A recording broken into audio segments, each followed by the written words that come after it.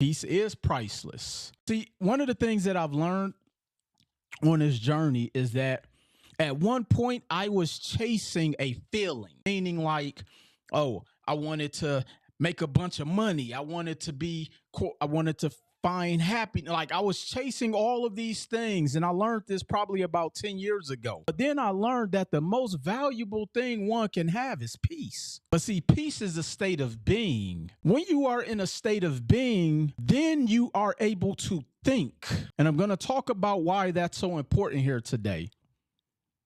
See, I'm going to share my story with you on how I went from $500 to building a 7-figure business and a real estate portfolio using some very simple strategies. But here's the reality. Unfortunately, a lot of people will never get to that point. We're just going to tell the truth today. A lot of people will never get to that point, but here's why. The reason a lot of people will never get to that point, because one of the things that I often tell people is why people stay in the state that they're in is because of the conditioning.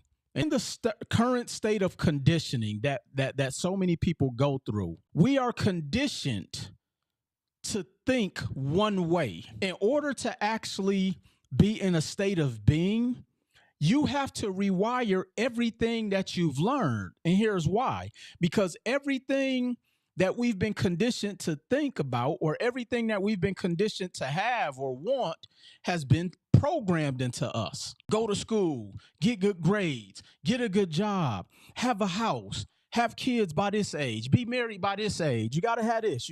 Our lives have been written before we were even born. The conditioning is that you were told how your life was supposed to be. And this is why when I talk to so many entrepreneurs and so many people who want to go into business and so many people who aspire for something different, you have to unlearn everything that your ancestors taught your parents and that your parents taught you. You have to go against the grain.